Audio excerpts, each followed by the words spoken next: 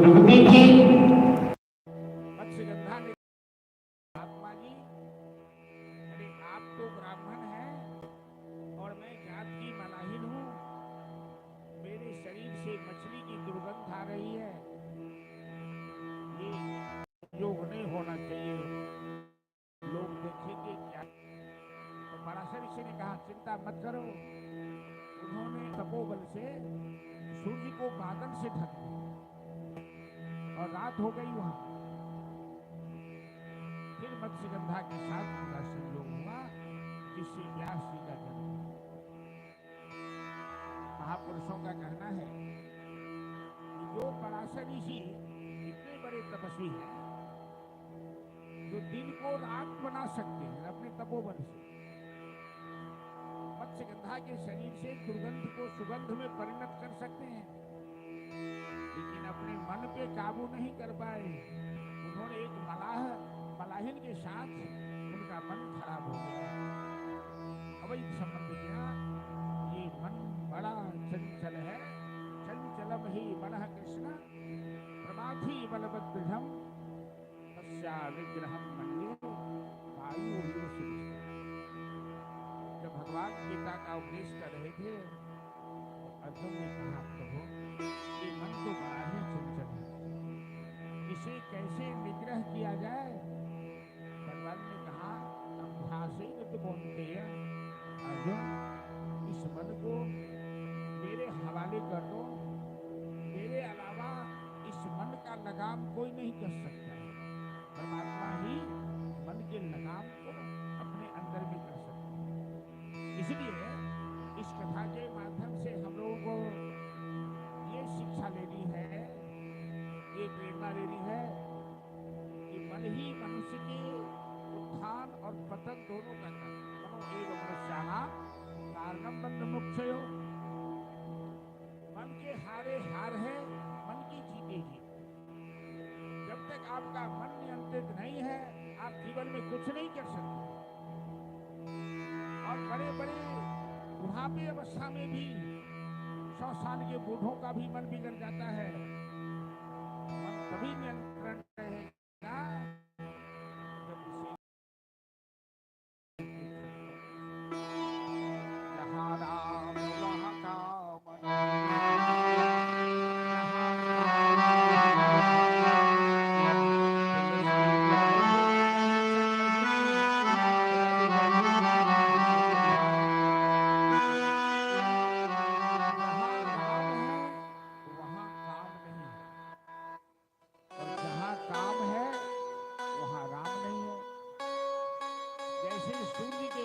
अंधकार नहीं टिकता, वैसे राम के पास काम नहीं टिकता है।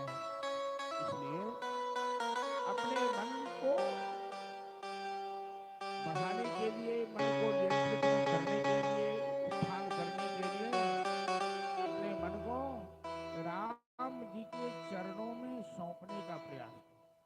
जब भी आपके मन में विकार आए, आपके मन में तर्क वितर्क शुरू हो, आपका जीवन डगमगाने लगे, उस समय बिना किसी से पूछे भगवान के सामने जाकर प्रार्थना शुरू कर दो कि प्रभु मुझे संभाल लो, मुझे अपनी शरण में ले लो।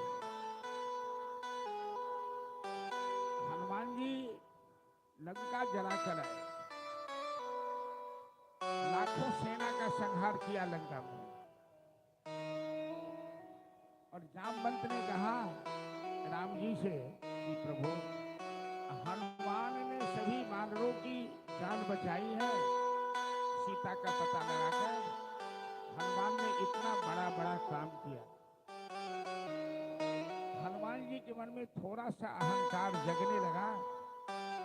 हनुमान जी अचानक राम जी के चरण पे गिर पड़े, प्रभु हमें संभाल लीजिए, मैं गिरने वाला हूँ, मुझे उठा लीजिए, मैं गिरने वाला हूँ, मुझे उठा लीजिए।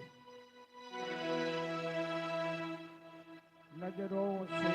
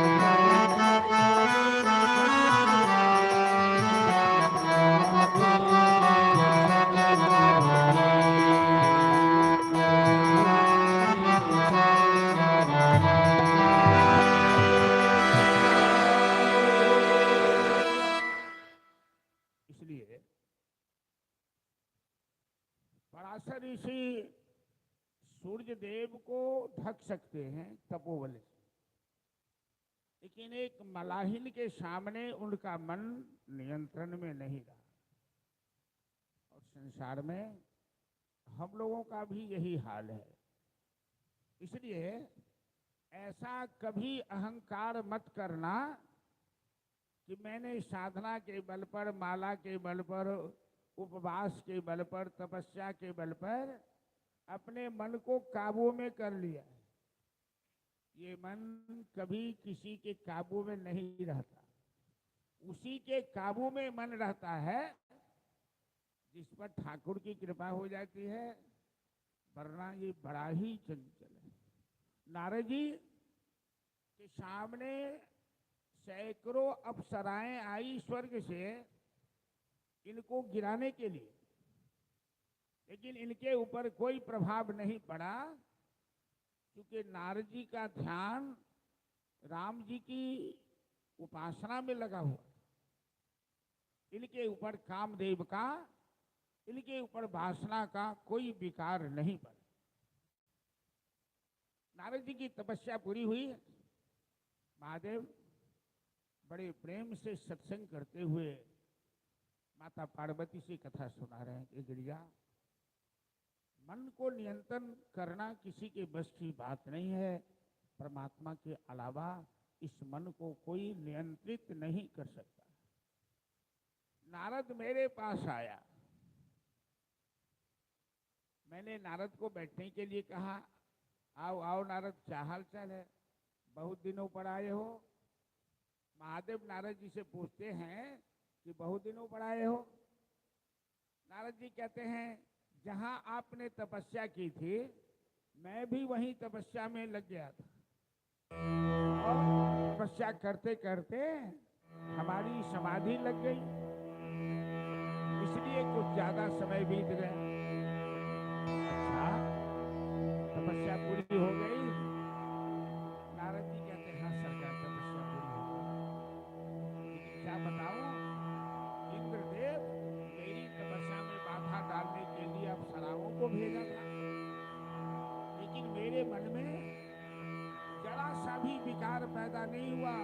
मैं समाधि से टस से मस नहीं हुआ।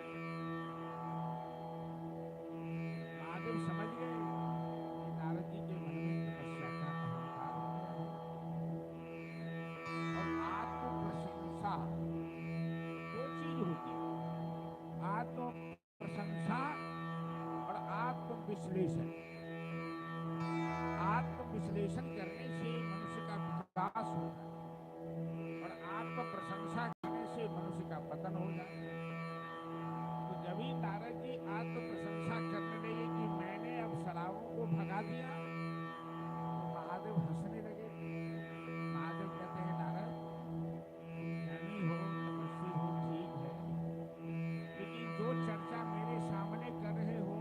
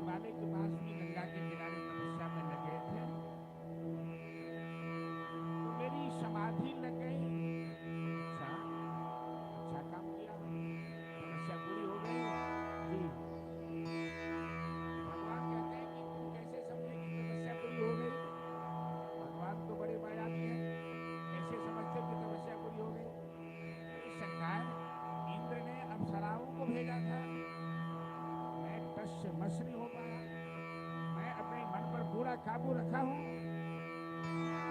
भगवान हंसने लगे। नारद जी के मन में अहंकार आ गया। भगवान कहते हैं हाँ हाँ, तुम तो बड़े जितेंद्रिय हो, बड़े तपस्वी हो ब्राह्मण देवता, तुम नहीं ऐसा करोगे तो कौन कर पाएगा। लेकिन अंदर ही अंदर भगवान ने सोचा कि जैसे किसी बच्चे को घाव हो जाए और माता पिता कष्ट सहकर भी उस घाव का इलाज,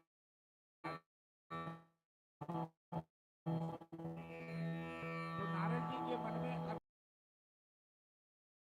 क्या है, यदि ये बड़ा हो गया तो फिर ऑपरेशन करना मुश्किल हो जाएगा। अभी तो पैदा हुआ है, अंकुरन हुआ है, अभी इलाज संभव है। भगवान ने कहा नारद, तुम बड़े बहादुर हो, तुम इंद्री पर काबू करने वाले हो, कामदेव तेरा क्या बिगाड़ सकता है। भगवान भी प्रशंसा करने लगे। नारद जी वहां से चले। नारद जी के मन में जो अहंकार आया, भगवान ने सोचा चलो ये तो मेरे बड़ा, नारद मेरा बहुत बड़ा भक्त है, इसका पतन हो जाए अच्छी बात नहीं है। तो भगवान ने अपनी माया का विस्तार किया। नारद जी रास्ते में जा रहे हैं, एक सुंदर नगर दिखाई पड़ा। उस नगर का नाम था सुयोजन।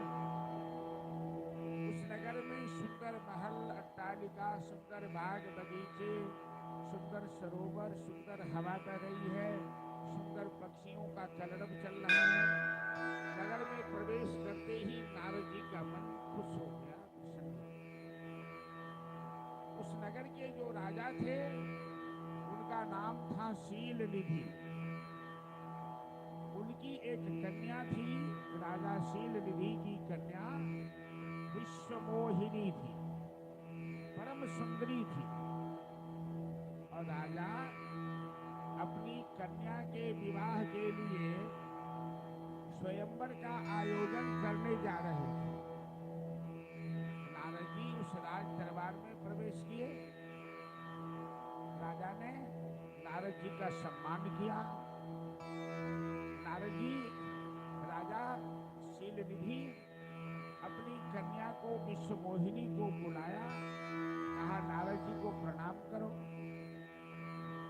विश्वमोहिनी राजकुमारी नारद जी का जैसे ही चरण स्पर्श किया और नारद जी ने उस कन्या का सौंदर्य देखा, नारद जी के मन में हलचल मच गई। कहाँ नारद जी की तपस्या गई, कहाँ इंद्री पर के मन में उस कन्या से विवाह करने की इच्छा। नारद जी स्वयं, राजा ने एक बार कुछ नहीं कहा, लेकिन नारद जी कहते हैं मैं आपकी कन्या का हस्तरेख देखना चाहता हूं। नारद जी ने उस कन्या का हाथ पकड़ा। किसी का शारीरिक स्पर्श जल्दी मत कीजिए, क्योंकि शारीरिक स्पर्श से एक दूसरे के अंदर जो विद्युत कण है एक दूसरे में समाहित हो। कन्या ने, जैसे नारद जी ने कन्या का हाथ पकड़ा, हमारे भागवत में लिखा है कि संत महात्माओं को किसी युवती से दूर रहना चाहिए। और यदि तैल चित्र बना है, लकड़ी का चित्र बना है किसी सुंदरी, किसी युवती का, नौ स्पृशेत तारवीमपि, ये भागवत जी का शब्द है कि लकड़ी का चित्र भी बना हुआ है तो किसी ब्रह्मचारी को उसका स्पर्श नहीं करना चाहिए, मन में विकार पैदा होता है। नारद जी ने कन्या का हाथ पकड़ा और कन्या के अंदर जो विद्युत कण था, नारद जी के अंदर इलेक्ट्रिक शॉर्ट लगी।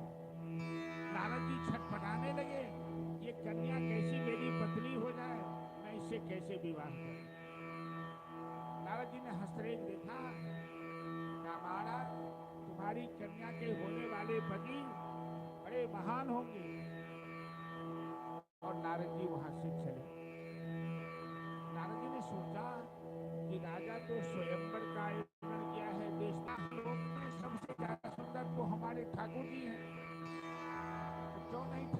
से हम सौंदर्य मांग लें, तब तो निर्विवाद ये कन्या हमें ही बरमाला डालेगी, जयमाला डालेगी। तो नारद जी सीधे चले गए पुनः ठाकुर जी के पास। नारायण नारायण, भगवान को जानते हैं, भगवान ने ही तो माया कर दी है। आइए आइए नारद जी, क्या हाल चाल है? तो हो ही न जब तक कछु यही काला, हे विधि विनहि कबद विधि बाला। अब नारद जी का भजन कहाँ चला गया, बीना कहाँ चली गई। नारद जी के मन में कोई बात नहीं, एक ही बात है, ये राजकुमारी मेरी पत्नी जैसी बन जाए। नारद जी भगवान के सामने ये कहो, मैं आज आपके पास विशेष प्रयोजन से आया हूँ। क्या प्रयोजन है भाई? नारद, तुम तो साधु सन्यासी हो, तुम्हें कौन सा प्रयोजन आ पड़ा? सरकार ये मत पूछिए, और कोई आप ज्यादा तर्क वितर्क मत कीजिए मेरी बात में। नारद जी जानते हैं कि जब भी मैं विवाह का प्रस्ताव रखूंगा तो भगवान मना कर देंगे कि तुम शादी विवाह में मत फंसो। तो कहते हैं नारद जी पहले ही रोक लगा दिया, कोई तर्क वितर्क मत करना, मैं जो कहता हूँ बस हमें मेरी बात को पूरी कर दो। भगवान कहते हैं बोलो तो, आप अपना सौंदर्य हमें दे दीजिए, अपना मुंह हमें दे दीजिए। क्यों? तो मैं एक कन्या को पसंद किया हूं विवाह करने के लिए। भगवान कहते नारद, कहाँ तू भजन भाव करने वाले आदमी इस कन्या के युवती के चक्कर में कहाँ से फंस गए? नहीं सरकार, मैंने सोचा है कि बिना गृहस्थी का जीवन बेकार होता है। भगवान ने क्या कहा? यही भी तो हो नारद, मैं वही काम करूंगा जिससे तुम्हारा हित होगा। नारद जी सोच रहे हैं मेरा हित तो इस कन्या की प्राप्ति में है, इस कन्या से विवाह हो जाने में है। भगवान सोच रहे हैं कि नारद जी यदि इस कन्या के चक्कर में फंस गया तो नारद जी का पतन हो जाएगा, नारद का हित होगा इससे विवाह नहीं करने में। तो भगवान ने मार्मिक वचन कहा, जिससे तुम्हारा हित होगा मैं वही काम करूंगा। ठीक है, मैं अपना स्वरूप तुम्हें दे रहा हूं। नारद जी को लगा अब तो कन्या हमें अवश्य ही वरण करेगी, जयमाला डालेगी। भगवान कभी झूठ नहीं बोलते। कहते हैं भगवान ने अपना स्वरूप दिया। भगवान का एक नाम है हरि। हरि मतलब जो पाप हरण करे। हरि का दूसरा अर्थ होता है बंदर, बंदर को भी हरि कहते हैं। तो भगवान ने नारद जी का शरीर दे दिया अपना जैसा, और मुंह दे दिया बंदर जैसा। बंदर का मुंह दे दिया, अपना स्वरूप हो गया हरि, मतलब भगवान भी, हरि मतलब बंदर भी। नारद जी सीधे चले आए स्वयंवर में और अगले बेंच पर जाकर के बैठ गए। एकदम सीना तान कर, ये कन्या हमें छोड़कर किसी को पसंद नहीं करेगी। अब इधर जयमाला लेकर वो विश्व सुंदरी, विश्व मोहिनी निकली, तो नारद जी एकदम सीना तान के बैठे हैं। लेकिन भगवान अपने भक्तों की प्रतिष्ठा से कभी खिलवाड़ नहीं करते। नारद जी का 3 रूप वहां दिख रहा है। दुनिया के लोग नारद जी को नारद जी समझ रहे हैं। विश्व मोहिनी की नजर में नारद जी बंदर जैसे दिखे। नारद जी अपने अपने आप स्वयं भगवान का स्वरूप समझ रहे हैं। 3 रूप उनका। राजकुमारी ने देखा कि मेरे स्वयंवर में बंदर कहां से आ गया। जयमाला लेके अपना रास्ता बदल के आगे बढ़े। नारद जी लगे जोर से थोड़ा खांसी करने के लिए ऐसे ऐसे करने लगे। राजकुमारी को भूल हो गई, हमें देखा नहीं, लेकिन वो कन्या नारद जी को आंख दिखाकर आगे बढ़ गई। महादेव के 2 गण उस सभा में उपस्थित थे। महादेव के दोनों गण नारद जी को पहचान रहे हैं और महादेव के दोनों गण ये भी जान रहे हैं कि है। दोनों गण आके कहता है, ए बनर मुहा, शर्म नहीं आती, सभा में आके बैठ गए। अरे तेरे पास दर्पण नहीं है तो पानी में भी जाकर अपना मुंह देख ले। नारद जी ने जल में आकर अपना प्रतिबिंब देखा, अपना मुंह बंदर जैसा देखा। अब नारद जी इतने क्रोधित हो गए, भगवान से सौंदर्य मांगा था और सौंदर्य के बदले उन्होंने हमें बंदर का रूप दे दिया। नारद इतने गुस्सा में आए कि महादेव के दोनों गण को शाप दे दिया कि तुम राक्षस हो। और स्वयं वहां से चले। विश्वमोहिनी ने स्वयं, भगवान भी वहां उपस्थित थे, उनके गले में जयमाला डाली, विवाह संपन्न हुआ। भगवान अपनी कन्या के साथ जा रहे हैं, क्षीर सागर या वैकुंठ धाम जा रहे हो। नारद जी एकदम क्रोध के मारे चिलमिलाए, आगे से ही रास्ता घेर लिया। नारद जी ने देखा, ये देखो, इस स्वार्थी को, इस नालायक को भगवान के प्रति नारद जी का भाव उल्टा हो गया। एक तरफ लक्ष्मी जी हैं और एक तरफ विश्वमोहिनी है, और दोनों के कंधे पर भगवान हाथ रखे मस्ती करते मुस्कुराते जा रहे हैं। नारद जी आगे से आए, अरे तुम्हें कोई कुछ कहने वाला नहीं मिलता, जो मन में आता वही करता, ब्रह्म स्वतंत्र सिर पर कोई कभी। आज तक तुमने वही किया है जो तुम्हें अच्छा लगता है। भोलेनाथ तो भोले भाले हैं, समुद्र मंथन में विष निकला तो भोलेनाथ को पिला दिया, आपने लक्ष्मी जी को ले लिया। दुष्ट कहीं का, स्वार्थी कहीं का। मैं विवाह करना चाहा, तुम अपने विवाह कर लिया, हमें बंदर का मुंह दे दिया, तुम्हें शर्म नहीं आती है? नारद जी ने सोच लिया कि देहो साप की मरिहो जाई, जगत मोर उपहास कराई। आज तो मैं मर जाऊंगा या मार डालू, का यही बंदर तुम्हारी सहायता करेगा। तुम बन बन अपनी पत्नी के वियोग में रोओगे, और ये बांदर सहायता करेगा, तुम्हारी पत्नी को करेगा।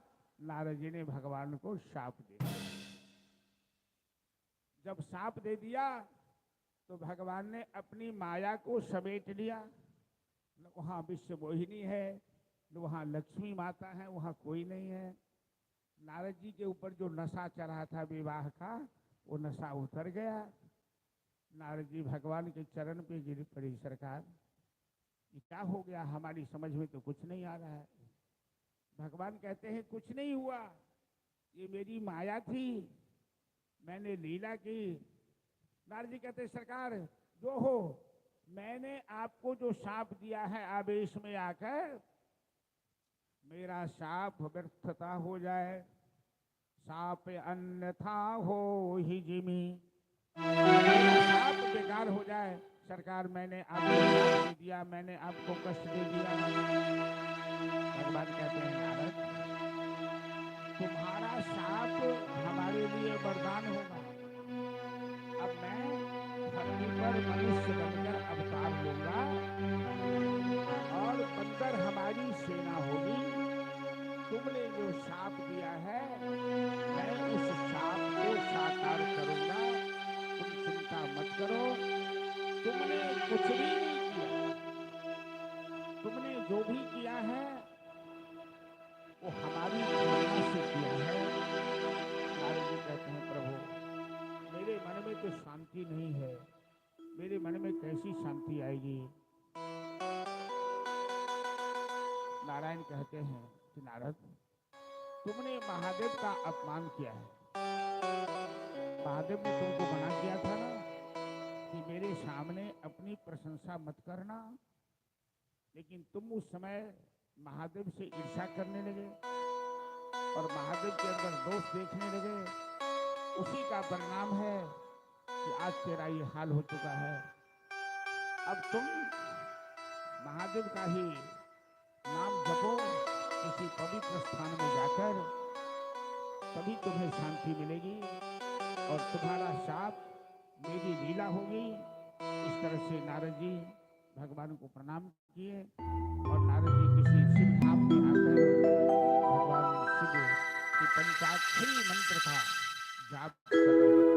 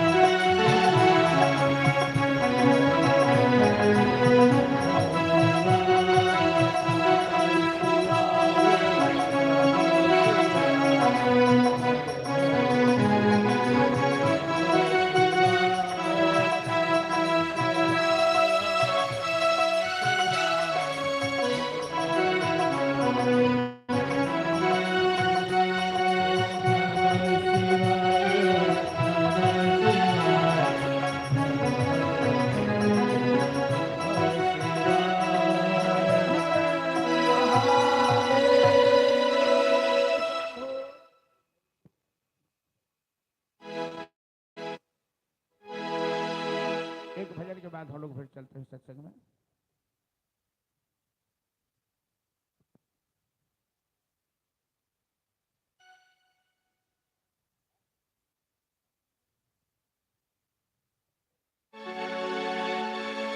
श्री सीताराम। प्रेम सुन श्याम रामचंद्र की जय।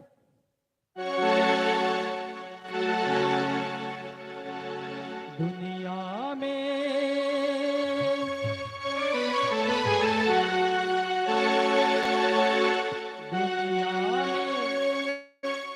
यही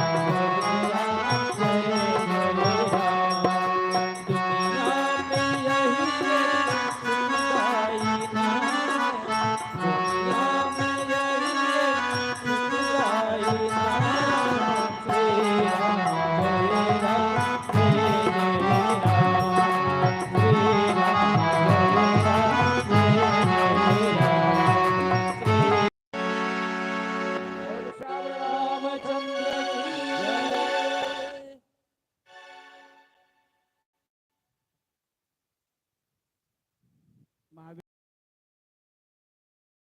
पार्वती से श्मशान भूमि में राम कथा गिरिजा राम के अवतार के एक कारण नारद जी का शाप हुआ। महादेव के गण को शाप दिया, वो दोनों राक्षस बना और नारद जी के शाप से स्वयं नारायण एक कल्प में राम के रूप में अवतार लेते हैं और सभी देवताओं बंदर के रूप में आते हैं और वानरी सेना की सहायता से राम लंका पर विजय। एक भगवान के अवतार के और कारण है जो गोस्वामी तुलसीदास जी ने लिखा है रामचरितमानस में कि कौशल प्रदेश में एक भानु प्रताप नाम का राजा था। बड़ा प्रतापशाली राजा था, चक्रवर्ती सम्राट था। तो चक्रवर्ती सम्राट हमारे देश में प्राचीन काल से परंपरा रही है। चक्रवर्ती वह राजा होता है जो अश्वमेध यज्ञ करता है। अश्वमेध यज्ञ वही राजा कर सकता है जो विश्व पर में विजय प्राप्त कर सके। विश्व पर विजय प्राप्त करने की सामर्थ्य जिसमें हो वही चक्रवर्ती सम्राट होते हैं। अश्वमेध यज्ञ का घोड़ा विश्व का चक्कर लगाता है। जो भी इस घोड़े को पकड़ता है उसके साथ राजा की लड़ाई होती है। राजा को उसे जीतना पड़ता है। इसलिए चक्रवर्ती सम्राट बनने वाले राजाओं के शत्रु भी बहुत हैं। तो राजा भानु प्रताप चक्रवर्ती सम्राट थे, लेकिन उन्होंने जिन जिन राजाओं को युद्ध में पराजित किया था सभी उनके शत्रु बन गए और राजा का यश प्रताप देखकर उनके शत्रु जलने लगे और राजा से बदला लेने की योजना बनाई। एक बार राजा भानु प्रताप के राज में एक जंगली सूगर प्रवेश कर गया और प्रजाओं का संहार करने लगा। राजा ने प्रजाओं की रक्षा के लिए घोड़े पर सवार होकर उस सूगर का पीछा किया। वो मायावी सूगर था। वो जंगल में जाकर घनघोर जंगल में कहीं लापता हो गया। राजा उस सूगर का पीछा करते करते घनघोर जंगल में चला गया और रात हो गई। राजा खुद भी थक गया, राजा का घोड़ा भी थक गया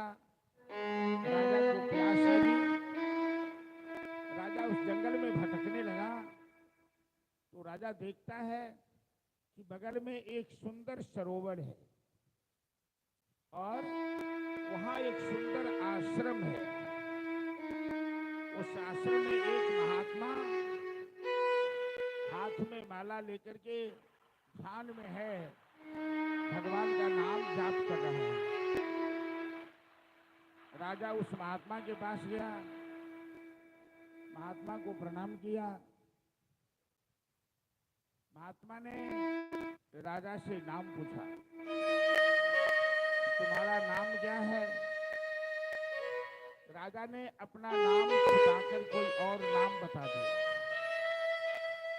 लेकिन वो महात्मा कपटी महात्मा है, वो राजा को कोई पुराना दुश्मन है जो आसुरी मायावी विद्या सीखकर राजा से बदला लेने के लिए कपट जाल बिछा रखा है। वो कपटी महात्मा राजा को पहचानता है। कपटी महात्मा हंसने लगा। जब राजा ने अपना नाम छिपाया तो कपटी महात्मा कहता है, महाराज तुम बड़े राजनीति के ज्ञाता हो। राजा अपना परिचय कहीं भी नहीं देता है क्योंकि राजा के बहुत शत्रु होते हैं। तुमने अच्छा किया कि अपना नाम छिपाकर हमें कोई और नाम बताया, लेकिन मैं जानता हूं कि तुम्हारा नाम भानु प्रताप है। राजा को बड़ा आश्चर्य लगा, ये हमें कैसे जानता है? कहा, महात्मा जी आप मेरा असली नाम कैसे जानते हैं? कपटी महात्मा ने कहा, महाराज मैं तपस्वी ब्राह्मण हूँ और मैं तपस्या के बल से सब कुछ जानता हूँ, कहाँ क्या चल रहा है। कि तप बल रचहि प्रपंच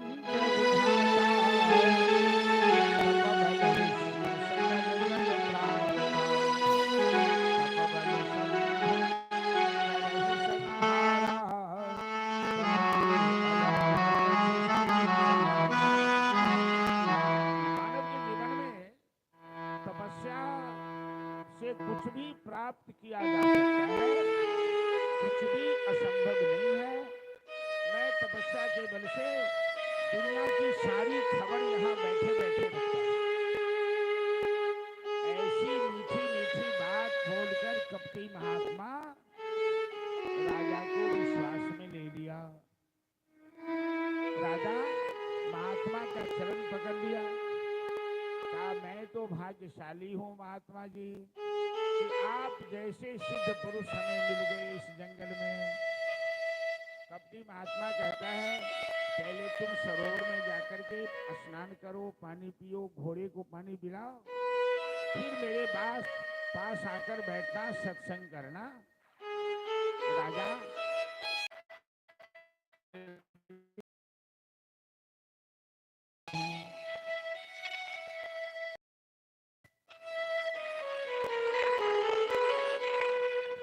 देखिए, जो विश्व का सम्राट है वो एक लंगोटी वाले महात्मा से मांगने चला गया कि आपसे हम सहायता चाहते हैं।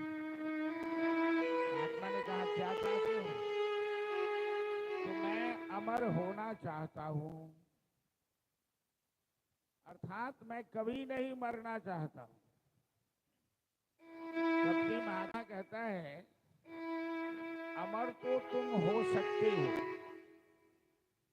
यदि ब्राह्मण तुम्हारे बस में हो जाए तो, क्योंकि इस धरती पर ब्राह्मण ही सबसे ज्यादा शक्तिशाली है। ब्राह्मण से भगवान भी डरते हैं और ब्राह्मण में वो शक्ति है कि भगवान की छाती में लात मार सकता है।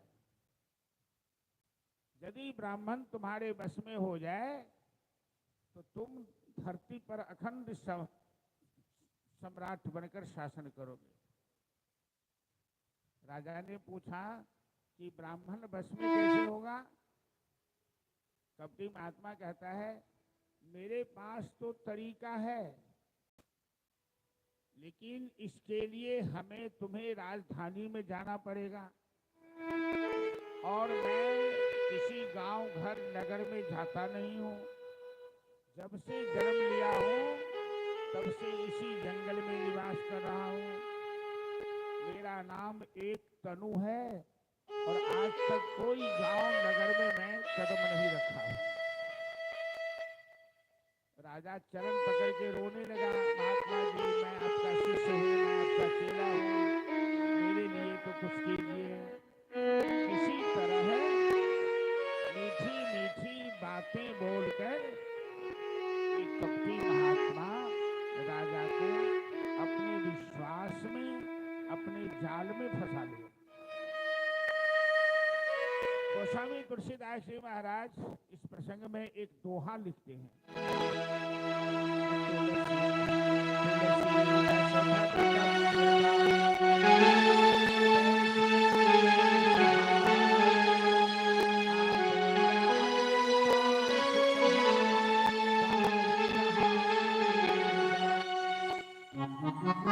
गोस्वामी महाराज कहते हैं कि जीवन में भावी प्रबल होती है। जो भवितव्यता है वो होके ही रहता है। मनुष्य वहां जाता नहीं, उसे खींचकर वहां ले जाता। राजा के जीवन में दुर्घटना होने वाली है तो राजा उस कपटी महात्मा के जाल में खींचकर चला गया और जो जो कपटी महात्मा कहता है राजा मानने को तैयार है। कपटी महात्मा कहता है, महाराज मेरे हाथ की बनी हुई रसोई जो ब्राह्मण भोजन करेगा वो तेरे बस में हो जाएगा। उस ब्राह्मण के घर जो भोजन करेगा वो भी बस में हो जाएगा, उसके घर जो भोजन करेगा वो भी बस में हो जाएगा। इसके लिए हमें तुम्हारे नगर में जाना पड़ेगा रसोई बनाने के लिए। राजा पांव पकड़ के आग्रह करने लगा, एक दिन के लिए तो आपको चलना होगा मेरी राजधानी में, मेरे नगर में। कहा ठीक है, मैं तो कहीं आता जाता नहीं हूँ, लेकिन तुम्हारा प्रेम देखकर मैं ये काम भी करने को तैयार हूँ। अब रात हो गई ज्यादा, तुम विश्राम करो और रात में हम अपने मंत्र बल से, अपने तपोबल से घोड़ा सहित तुम्हें हम राजधानी में भेज देंगे। आश्चर्य मत करना और मैं तुम्हारे पुरोहित का रूप धारण करूंगा। तुम्हारे असली पुरोहित को मैं अपहरण करके पहाड़ की गुफा में छिपा दूंगा। अब मैं उस पुरोहित का रूप धारण कर तुम्हारे पास आऊंगा। तुम हमें पहचान लेना, मैं अपने हाथ से रसोई बनाऊंगा। तुम 1000 ब्राह्मण को निमंत्रण देना और अपने हाथ से परोसकर भोजन कराना। वो सभी ब्राह्मण तेरे बस में हो जाएंगे। इस तरह से 1000 ब्राह्मण को रोज भोजन कराना। राजा को रातों रात कपटी महात्मा अपनी माया से घोड़ा सहित राजमहल में भेज दिया। राजा की नींद खुली। महारानी इस भेद को न समझ ले, राजा चुपचाप महल से बाहर निकल गया घोड़ा लेकर। जब सवेरा हुआ तो राजा नगर में प्रवेश किया। लोगों को ऐसा लगा कि राजा अभी अभी जंगल से आ रहा है। वो कपटी महात्मा उनके कुल पुरोहित को अपहरण करके गुफा में छिपा दिया। उस कुल पुरोहित का रूप धारण कर राजा के सामने आया। राजा ने प्रणाम किया, रसोई बनी, 1000 ब्राह्मण को निमंत्रण पड़ा। राजा ने अपने हाथ से ब्राह्मणों को भोजन परोसा। जब ब्राह्मण देवता सब जल से उत्सर्ग करके अब भोजन करना प्रारंभ करेंगे, उसी समय आकाशवाणी हो गई, विप्रवृंद जनि भोजन करो। आकाशवाणी में कहा गया, हे ब्राह्मण देवता, ये भोजन मत करो। इस भोजन के अंदर ब्राह्मण का मांस मिला हुआ है। भयउ रसोई भूसुर मांसु, ब्राह्मण के मांस इसमें मिले हुए हैं, तुम्हारा धर्म नष्ट हो जाए। आकाशवाणी सुनते ही सभी ब्राह्मण देवता अग्निश्च वायुश्च क्रोध में आ गए।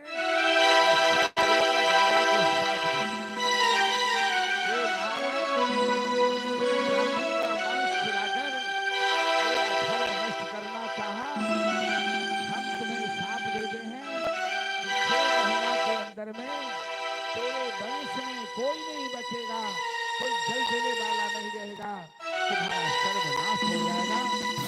इस तरह से ब्राह्मणों ने इन राजा भानु प्रताप को श्राप दे दिया। आकाशवाणी होती है, आप राजा को श्राप कर दे रहे हैं, राजा का कोई दोष नहीं है, कपटी महात्मा ने सब कुछ किया है। तब तक में कपटी महात्मा वहां से गायब है, तो पुरोहित को ला दिया और वो कपटी महात्मा राजा का पुराना दुश्मन था, शत्रु था। जितने राजा के शत्रु थे सभी शत्रुओं से मिलकर चारों तरफ से कौशल नगर पर आक्रमण कर दिया। बड़ी लड़ाई हुई। राजा के भाई अरिमर्दन था, राजा के मंत्री धर्मरुचि थे। उस लड़ाई में सब परिवार राजा का वंश नष्ट हो गया। इस तरह से भानु प्रताप का अंत है। और ब्राह्मण देवता ने भानु प्रताप को शाप दिया था कि तुम राक्षस योनि में जन्म लोगे। वही भानु प्रताप एक जन्म में रावण बना है, उसका भाई अरिमर्दन कुंभकर्ण बना है, उसके मंत्री जो धर्मरुचि थे वो रावण का छोटा भाई विभीषण बना है। इस तरह से महादेव माता पार्वती से राम कथा के कारण पर प्रकाश डालते हुए कहते हैं कि पार्वती, इस तरह से भगवान के अवतार के अनेक कारण हैं। हरि अनंत हरि कथा अनंता, बहु विधि कहहि सुनहि सब संता। भगवान राम का अवतार सूर्य वंश में होता है। ब्रह्मा की नाभि से कमल लाल पर, नारायण की नाभि से कमल लाल पर ब्रह्मा का जन्म होता है। और ब्रह्मा ने मानसिक सृष्टि के द्वारा सप्त ऋषियों को जन्म दिया। सप्त ऋषि में सबसे पहले हैं मरीचि, अत्रि, अंगिरा, वशिष्ठ, क्रतु, पुलस्त, पुलह। मरीचि के पुत्र हैं कश्यप महाराज और कश्यप के पुत्र हैं सूर्य देव, जिनका नाम है विवस्वान। और सूर्य के पुत्र हुए श्राद्ध देव मनु, जिनका दूसरा नाम है वैवस्वत मनु। और सूर्य पुत्र श्राद्ध देव वैवस्वत मनु से ही धृष्टयाति इत्यादि पुत्र होते हैं। अब महादेव माता से, याज्ञवल्क्य जी भरद्वाज मुनि से और काकभूषुंडी जी गरुड़ जी से कथा सुनाते हुए राम कथा को आगे बढ़ाते हुए कहते हैं कि सूर्य वंश का पहले संक्षिप्त परिचय देते हैं। इसी वंश में राम का अवतार होगा और हम लोग राम की का जन्म महोत्सव कल नहीं परसों मनाएंगे। कल तक राम जी के जन्म की भूमिका चलेगी। राम जी सीधे ही जन्म नहीं लेते हैं, उनके आने से पहले बड़ा लंबा इतिहास होता है। अब सूर्य वंश में राजा शरियाती नाम के राजा हुए, जिनकी पुत्री सुकन्या के पाति व्रत की कथा देवी भागवत और भागवत में भी वर्णन आया है। राजा शरियाती की पुत्री सुकन्या, उनके पति च्यवन ऋषि थे। ऐसी परिस्थिति हुई कि राजा शरियाती को मजबूर होकर अपनी पुत्री सुकन्या का विवाह च्यवन ऋषि के साथ करना पड़ा। एक बार राजा शरियाती महारानियों के साथ, सेनाओं के साथ सबन ऋषि के आश्रम में शिकार करने गए थे, घूमने गए थे। सबन ऋषि उस समय तपस्या कर रहे थे और तपस्या करते करते सबन ऋषि की समाधि लगी हुई थी। सबन ऋषि का शरीर मिट्टी का ढेर हो गया था। सुकन्या अपनी सहेलियों के साथ घूम रही थी। सबन ऋषि की समाधि के अंदर, उस मिट्टी के ढेर के अंदर सबन ऋषि की दोनों आंखें बल्ब की तरह टिमटिमा रही थी। सुकन्या ने कांटे लेकर उनकी आंख को कोड़े दिया। सबन ऋषि की दोनों आंखें खुल जाती है। सबन ऋषि बड़ी क्रोध में आते हैं और आश्रम में आए सभी राजा रानी सेनाओं का मलमूत्र अवरुद्ध कर देते हैं। सबके प्राण संकट में पड़ जाते हैं। राजा सरियाती सबन ऋषि से प्रार्थना करते हैं कि महात्मा जी, मेरी बेटी ने अनजाने में आपका अपराध किया है, आप मेरी बेटी को क्षमा कर दीजिए। सबन ऋषि कहते हैं कि एक ही हालात में मैं क्षमा कर सकता हूँ कि यदि तुम अपनी पुत्री हमारी सेवा में सौंप दो, धर्म पत्नी के रूप में सौंप दो, तो मेरा क्रोध शांत होगा। राजा सरियाती इसके लिए तैयार नहीं होते हैं। राजा सरियाती कहते हैं, महाराज, मैं सुकन्या का पिता हूँ। कोई भी पिता अपनी पुत्री का कन्यादान किसी योग्य वर के हाथ में ही करना चाहते हैं। आप तो अंधे हैं, आपका शरीर भी जर्जर हो चुका है। आपके साथ मेरी पुत्री 16 साल की है, परम सुंदरी है। आपके साथ मैं अपनी पुत्री का विवाह कैसे कर सकता हूँ? मैं पिता हूँ और अपनी पुत्री के भविष्य के साथ खिलवाड़ नहीं कर सकता। सुकन्या कहती है, पिताजी, अपराध मैंने किया है तो दंड भी हमें ही मिलना चाहिए, और मेरे कारण प्रजाओं को कष्ट मिल रहा है, सेनाओं को कष्ट मिल रहा है, ये उचित नहीं है। आप राजा हैं, आप राजनीतिक धर्म का पालन कीजिए और हमें सबन ऋषि को सौंप दीजिए। मेरे भाग्य में जो लिखा है वही हमें प्राप्त होगा, वही होगा, आप चिंता मत कीजिए। महारानी कहती है, राजा को समझाती है, सुकन्या बिल्कुल ठीक कह रही है। आप संतान मोह के कारण प्रजाओं के साथ अन्याय मत कीजिए। सुकन्या के भाग में जो लिखा होगा वही होगा, लेकिन प्रजा की रक्षा करना एक राजा का कर्तव्य होता है। न चाह कर भी राजा सरियाती ने सुकन्या का हाथ सबन ऋषि के हाथ में सौंप दिया और सुकन्या तुरंत राजसी पोशाक उतारकर अपने माता पिता को वापस कर दिया। तुरंत बलकल वस्त्र धारण कर लिया, तपस्विनी का भेष बना लिया। ऐसा कहा जाता है कि महिलाओं का श्रृंगार अपने पति की प्रसन्नता के लिए होती है। सुकन्या ने देखा कि मेरे पति अंधे हैं, तो मैं सुंदर श्रृंगार, सुंदर वस्त्र धारण क्यों करूं? क्योंकि श्रृंगार तो पति की प्रसन्नता के लिए किए जाते हैं। सुकन्या बड़ी निष्ठा के साथ अपने पति की सेवा करने लगी। संयोग से सबन ऋषि के आश्रम में एक दिन अश्विनी कुमार आए। अश्विनी कुमारों ने सुकन्या की परीक्षा ली। क्या देवी, तुम इतनी सुंदरी हो और तेरे पति बुढ़े हैं, अंधे हैं, ऐसे बुढ़े अंधे पति के साथ तुम जीवन कैसे बिता सकती हो?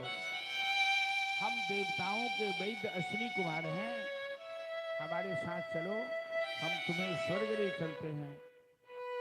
लेकिन सुकन्या ने अश्विनी कुमारों को फटकारते हुए कहा, खबरदार, कि ऐसे गंदे शब्द अपनी जबान पे दोबारे लाए तो मेरे पति जो भी हैं हमारे लिए परमेश्वर हैं।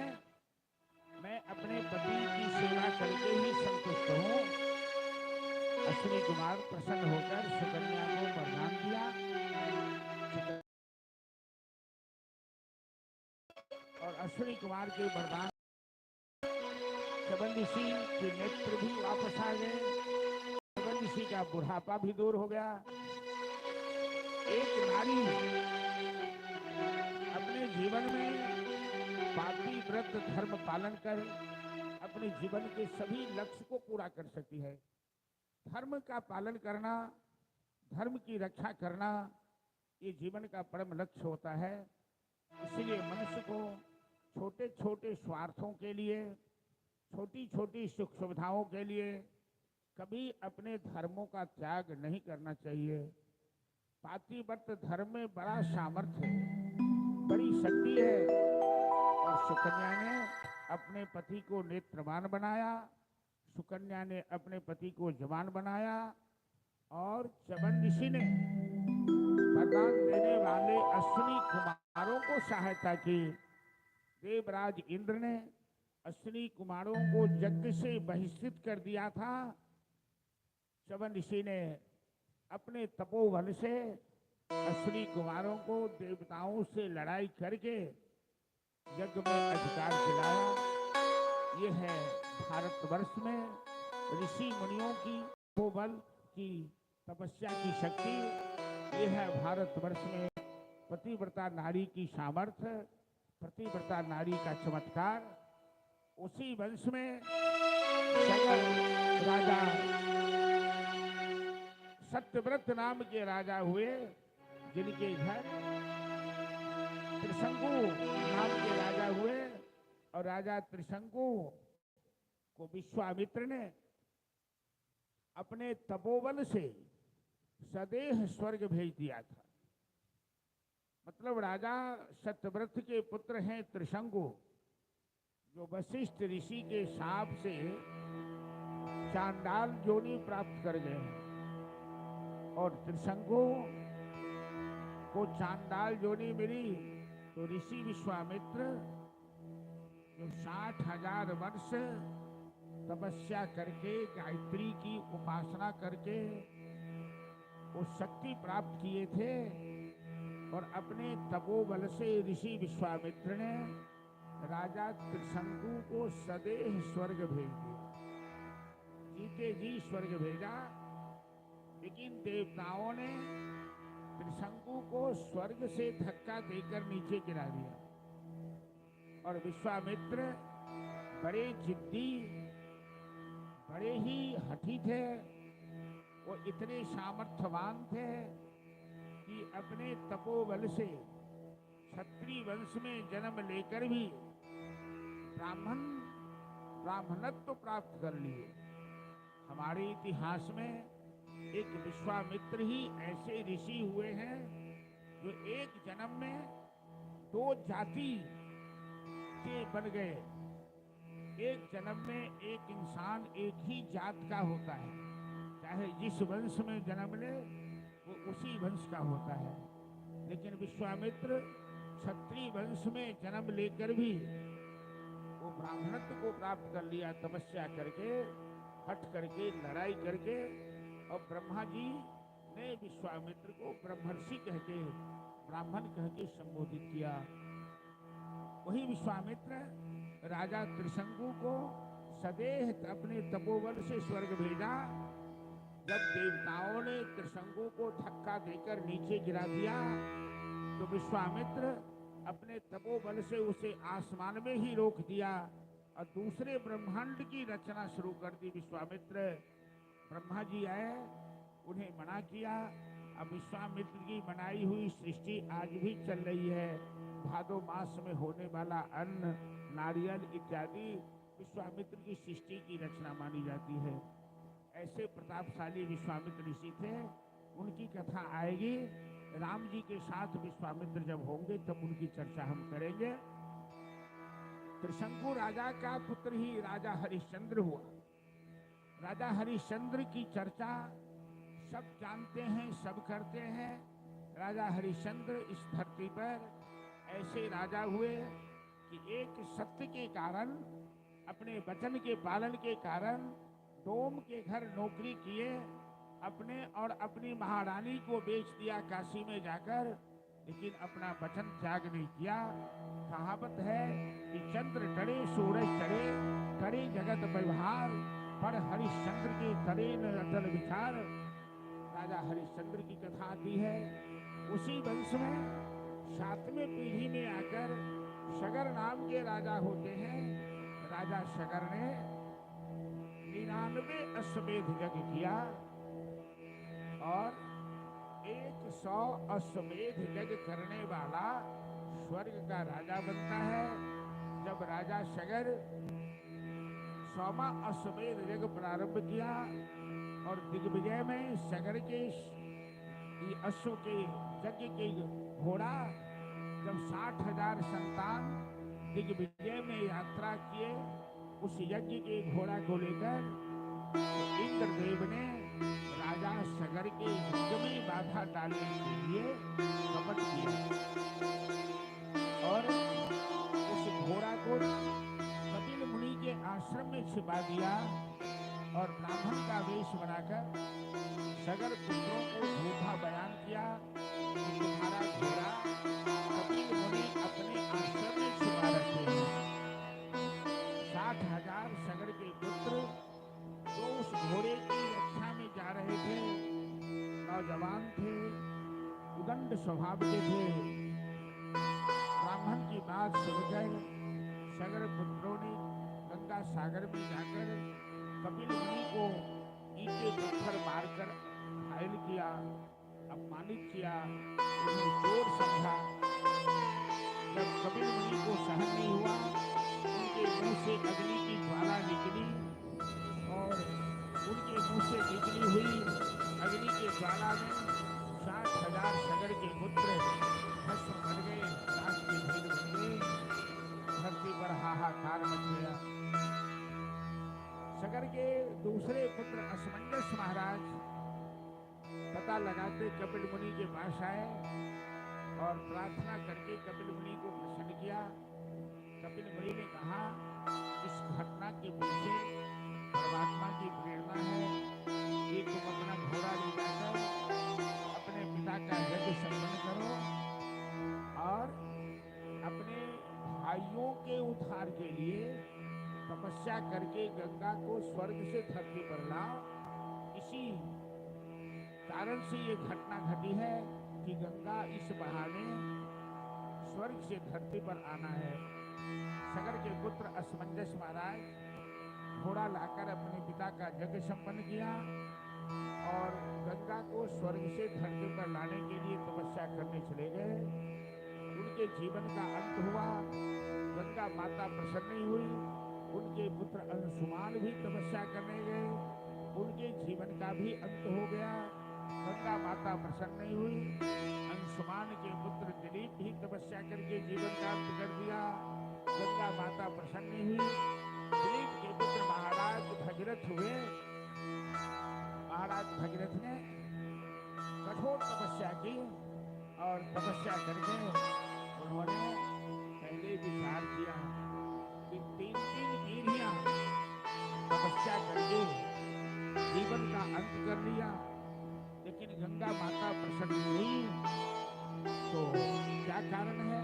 मनुष्य को अपने जीवन में किसी भी काम में समीक्षा करनी चाहिए। जब किसी काम में बार बार हम असफल होते हैं तो वजह तलाश करनी चाहिए कि क्या कारण है कि ये काम हमारा सफल नहीं हो रहा है। तो राजा भगीरथ ने सोचा कि सबसे पहले भगवान कृष्ण को प्रसन्न करना चाहिए। यदि भगवान कृष्ण प्रसन्न हो गए तो गंगा माता भी प्रसन्न हो जाएगी। तो राजा भगीरथ ने पहले भगवान कृष्ण से प्रार्थना की।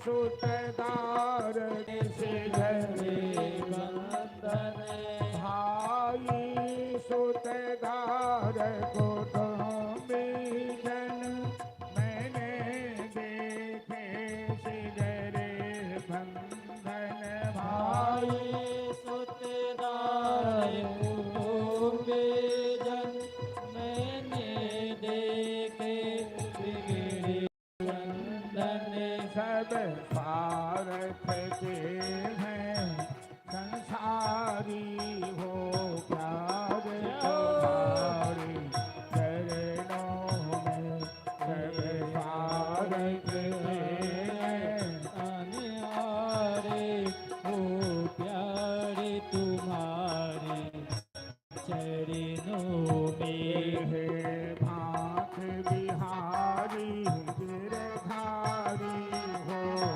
प्यार तुम्हारे चरणों में बाके बिहारी बनवारे हो प्यारे तुम्हारे चरणों में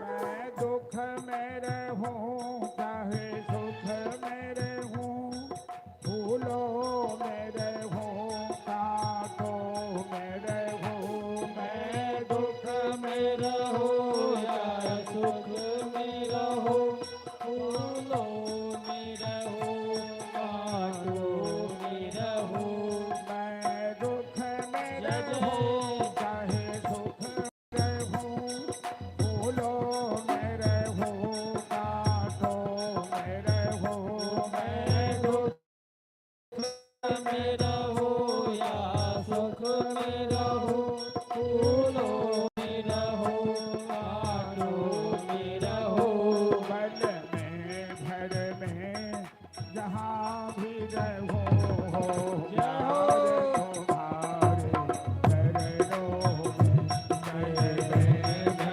में के भी तुम्हारे हरि तुम्हारे चरणों में श्री राधे श्याम। हेलो इस आवाज को क्यों कम कर देते हो? हेलो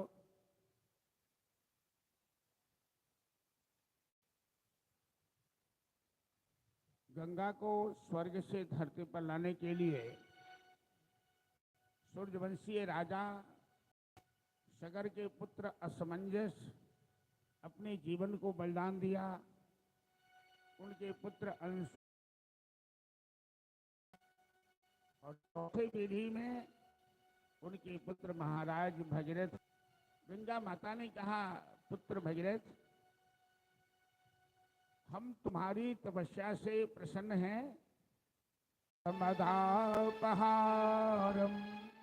वाराणसी पुरपतिम भज विश्वनाथम तेजोमयं सगुण निर्गुणमद्वितीयं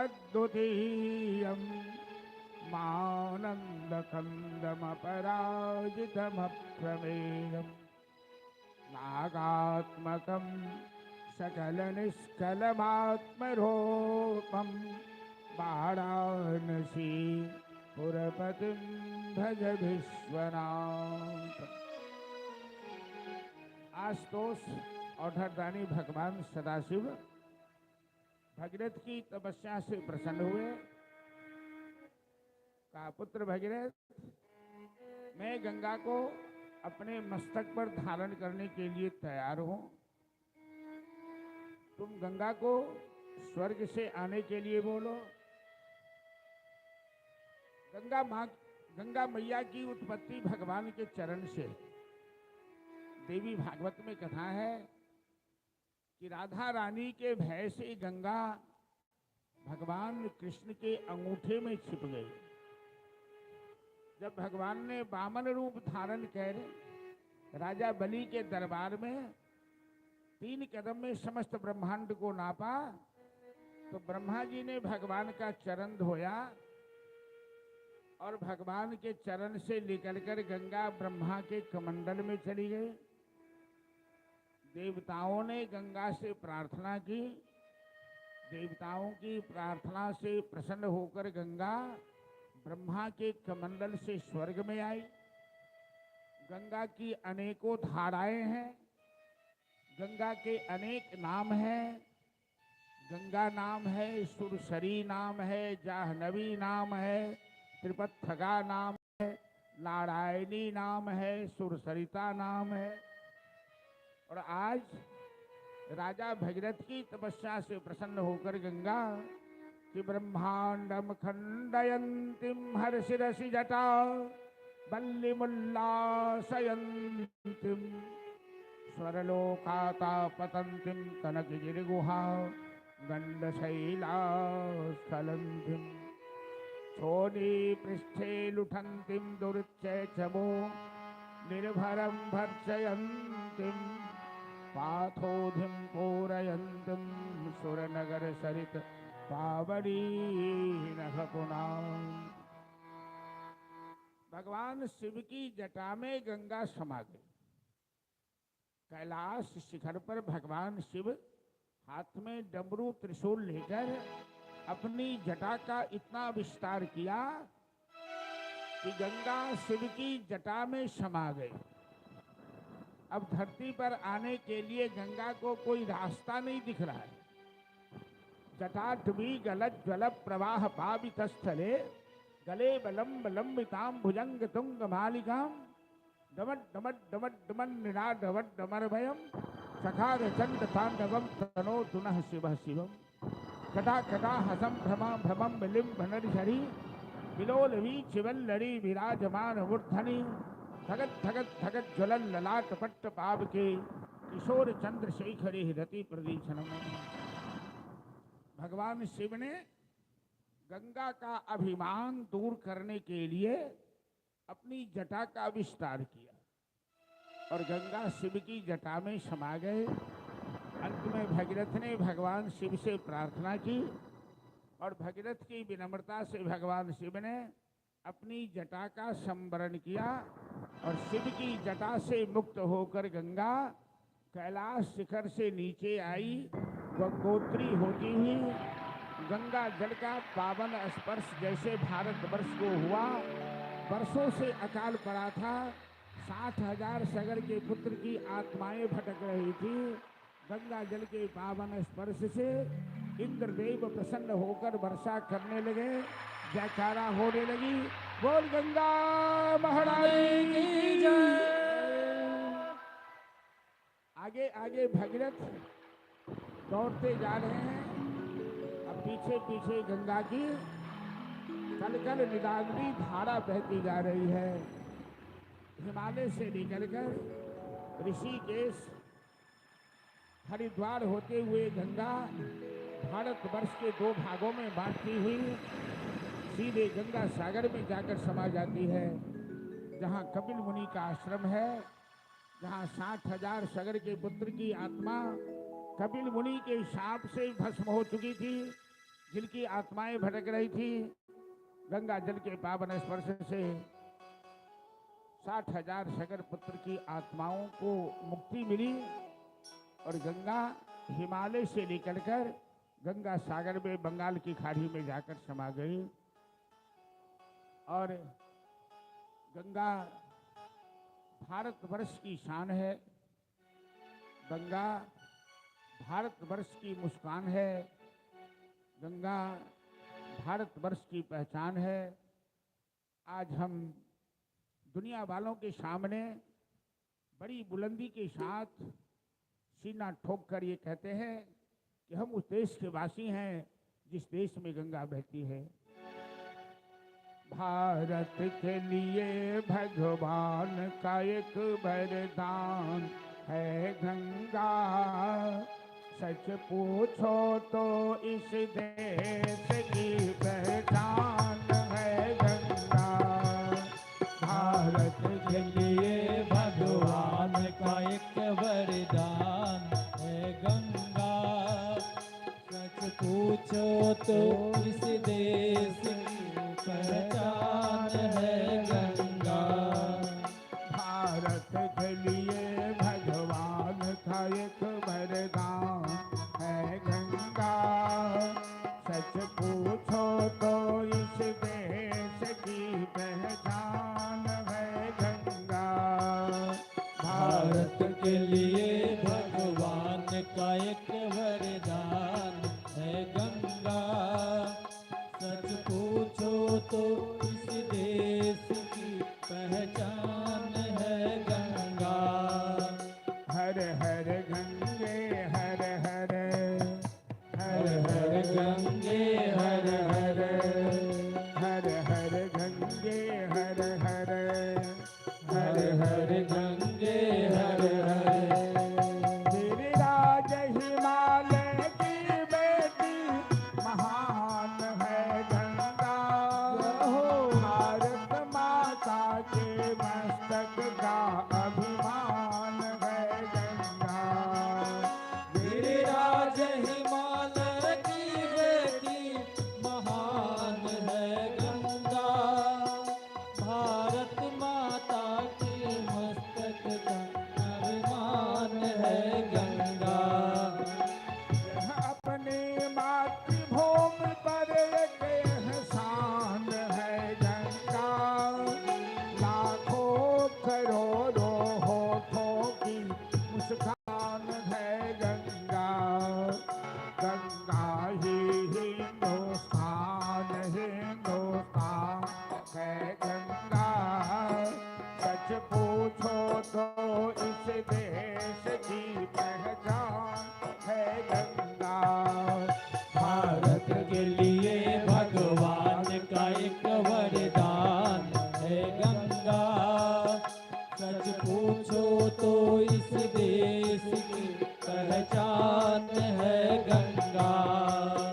हर हर गंगे हर हर, हर हर गंगे हर हर, लाखों करोड़ों मंदिर हैं इसके किनारे, मंगल ध्वनियाँ होती है जहाँ शाम सकारे। लाखों करोड़ों मंदिर है इसके किनारे, मंगल ध्वनियाँ होती है जहाँ सांस सकाले। युग युग से इस माता ने हमारे भाग्य संभारे, यह जहाँ गई बन गए वहाँ पर तीरथ सारे।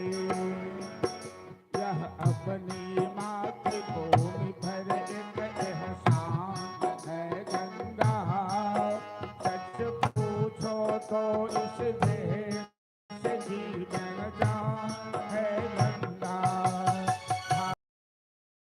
भगवान का एक वरदान है गंगा, सच पूछो तो इस देश की पहचान है गंगा। भारत के लिए भगवान का एक वरदान है गंगा, सच पूछो तो इस देश की पहचान है गंगा। भारत के लिए भगवान का एक वरदान है गंगा, सच पूछो तो इस देश की पहचान है गंगा। हर हर गंगे हर हर, हर हर गंगे हर हर, हर हर गंगे हर हर। बोल गंगा हरि की जय।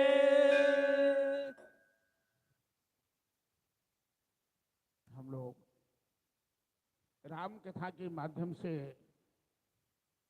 जिस सूर्य वंश में मर्यादा पुरुषोत्तम प्रभु राम अवतार लेने वाले हैं, सूर्य वंश में ऐसे ऐसे महारथी, ऐसे ऐसे महान पुरुष हुए जो असंभव को संभव करके दिखाया है।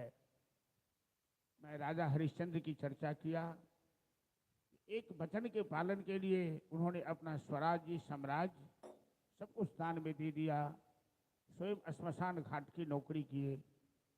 उसी वंश में शिवी नाम के राजा हुए जो एक कबूतर के प्राण की रक्षा के लिए अपने पूरे शरीर का मांस काट के दे दिया, लेकिन एक कबूतर की शरण में आए हुए की रक्षा किया। उसी वंश में राजा दिलीप होंगे जिनकी चर्चा हम करेंगे। और आज भगीरथ हुए हैं जो भगीरथ अपने जीवन को बलिदान देकर असंभव को संभव करके दिखाया है। गंगा को स्वर्ग से धरती पर लाकर भारतवर्ष की शान बढ़ाया, भारतवर्ष की प्रतिष्ठा बढ़ाई। आज गंगा हिंदुस्तान की पहचान मानी जाती है। हम लोग आज का जो समय है, जो आज का दौर चल रहा है, हम हिंदुस्तान के रहने वाले हिंदुस्तानी हैं, लेकिन दुर्भाग्य की बात है, खेद की बात है, न हमें अपने मातृभूमि से प्यार है, न हमें अपने धर्म से प्यार है, न हमारे बुजुर्ग, हमारे पूर्वज जो परंपरा चलाए उस परंपरा से हमें मतलब लगता है। कोई कोई पुरुष ऐसे होते हैं समाज में जो समाज की रक्षा के लिए अपने जीवन को बलिदान देते हैं। आज हिंदुस्तान में सनातन धर्म पर खतरा है। आज हिंदुस्तान में गौ माता पर खतरा चल रहा है। जिस देश में गाय को ऋषि मानकर पूजा की जाती है, जिस देश में गाय की सेवा के लिए स्वयं भगवान गोपाल बन के आते हैं धरती पर सेवा करने के लिए, जिस देश में के राजे महाराजे एक एक गाय की रक्षा के लिए अपने प्राण की आहुति लगा देते हैं, आज उसी देश में लाखों गायें कट रही है। वो माता पुकार रही है कि भारत में एक बार आ जाओ बलिराम कन्हैया, इस देश में रोती है तुम्हारी गैया। कल हमारी बातचीत हुई, जो यहाँ बहुत दिन इस मंदिर की सेवा किए और इतना निर्माण करके इस मंदिर को एक सही जगह पर लाकर खड़े कर दिए। मैं इस मंदिर को लगभग 10-15 साल से जानता हूँ, पहले इतना विकास नहीं था। दीनदयाल काबड़ा साहब, उनसे कल मुलाकात हुई थी, उन्होंने टेलीफोन पर हमें कहा था कि आपसे कुछ बातें करनी है। तो पूरी बात तो नहीं हो पाई, लेकिन कल 5-10 मिनट की मुलाकात में उन्होंने कहा कि व्यास जी, हम तो शरीर से लाचार हो गए, बिस्तर पकड़ लिए हैं, लेकिन आप लोग व्यास हैं, आप लोग कथा करते हैं, और आज हिंदुस्तान में सनातन धर्म पे खतरा है, आज हिंदू धर्म पे खतरा है। इसके लिए किसी को कोई कष्ट नहीं दिख रहा है, पता नहीं भविष्य में क्या होने वाला है। इस तरह से उन्होंने चिंता व्यक्त की। और आज उस मंदिर में मैं जा नहीं सकता, लेकिन मेरी आत्मा उस मंदिर में निवास करे, ऐसा काबरा साहब से बात हुई है। मैं ये कहना चाहता हूँ कि जिस देश में, जिस देश की संस्कृति, जिस देश की सभ्यता, जिस देश के महापुरुष, जिस देश के इतिहास दुनिया को हमेशा शिक्षा देने का काम किया है, दुनिया को मार्गदर्शन करने का काम किया है, जिस देश का अनुकरण संपूर्ण विश्व के लोग करते थे, आज हिंदुस्तान अपनी जननी और जन्मभूमि के प्यार से वंचित है, अपनी राष्ट्रीयता से वंचित है प्रीति वहाँ की रीत सदा, मैं गीत वहाँ के गाता हूँ, भारत के रहने वाला हूँ, भारत की बात सुनाता हूँ। ये हिंदुस्तान ही ऐसा देश है विश्व में, भारतवर्ष ही एक ऐसा देश है विश्व में, इतनी ममता, नदियों को भी जहाँ माता कह के बुलाते हैं, इतना आदर इंसान तो का यहाँ पत्थर भी पूजे जाते हैं। उस धरती पे हमने जन्म लिया। अब विश्व में कहीं नहीं सुन सकते पाकिस्तान माता की जय, अमेरिका माता की जय, इंग्लैंड माता की जय, लेकिन हम भारतवासी अपनी जन्मभूमि भारत माता के प्रति बड़े गौरव के साथ, बड़े स्वाभिमान के साथ नारा बुलंद करते हैं कि भारत माता की जय। हम अपने भारत माता की जयकारा लगाते हैं। हम उस देश के रहने वाले हैं। हमारे देश को विदेशियों ने, मैं नाम नहीं लेना चाहता क्योंकि राजनीति बहुत खराब है देश की, प्रशासन को बड़ा खराब लगता है, लेकिन हमारे देश को आप पुराना इतिहास उलट के देख लीजिए। हमारे देश को विदेशियों ने लूटा, मुसलमानों ने लूटा, सोने लूटा, चांदी लूटा, मंदिर को तोड़ा, यहाँ के लाइब्रेरी को जलाया, और हिंदुस्तान सोने की चिड़िया कहलाता था। इस सोने की चिड़िया को लूटकर ऊंट के पीठ पर लाद लाद कर यहाँ से सोने चांदी विदेश ले गए विदेशियों ने। लेकिन ये मैं गौरव के साथ कह सकता हूँ कि भगवान की बड़ी कृपा है हमारे देश पर। चाहे विदेशियों ने हमारे देश को जितना लूटा, आज भी हमारे देश को सोने की चिड़िया कहा जाता है। आज भी हिंदुस्तान हिंदुस्तान है।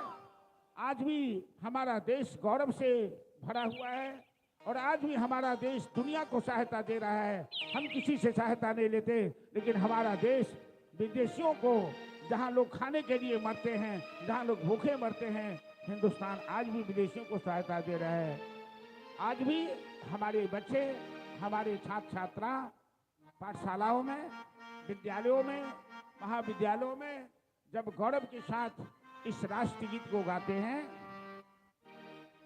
कि जहाँ डाल पर सोने की चिड़िया करती है बसेरा, वो भारत देश है मेरा, वो भारत देश है मेरा। जहाँ डाल पर सोने की चिड़िया करती है बसेरा, वो भारत देश है मेरा, वो भारत देश है मेरा। जहाँ सत्य अहिंसा और धर्म का पग पग लगता घेरा, वो भारत देश है मेरा, वो भारत देश है मेरा।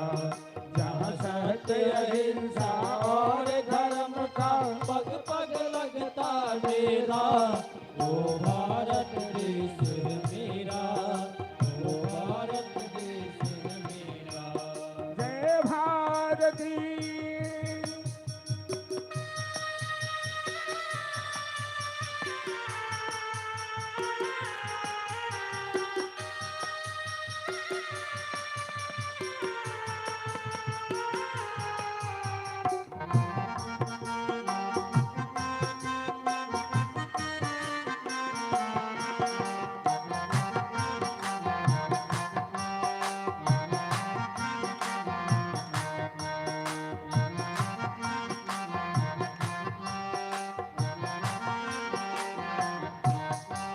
यह वह धरती जहाँ ऋषि मुनि जपते प्रभु नाम की माला, यह वह धरती जहाँ ऋषि मुनि जपते प्रभु नाम की माला, जपते प्रभु नाम की माला।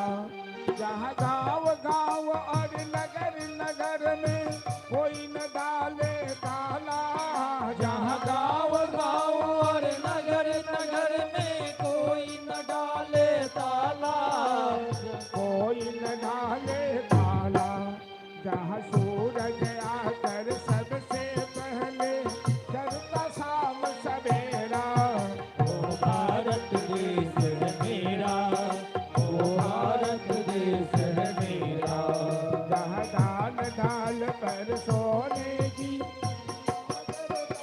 बसेरा, वो भारत देश है मेरा, वो भारत देश है मेरा।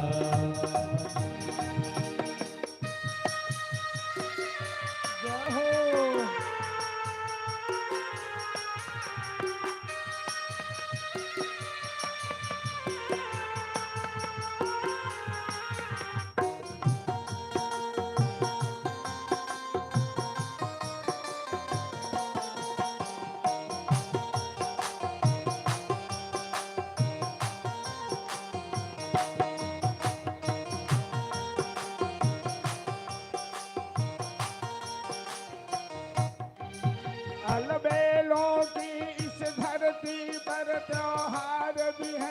अलबेले अलबेलों की इस धरती पर त्योहार भी है अलबेले।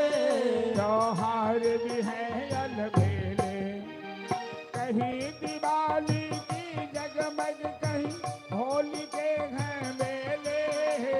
कहीं दिवाली की जगमग, कहीं होली के हैं मेले। कहीं होली के हैं मेले। जहाँ प्रेम की बंसी शाम बजाए, नित उठे शाम सवेरा। ओ भारत देश है मेरा, ओ भारत देश है मेरा। जहाँ डाल डाल पर सोने के चिड़िया करती है बसेरा।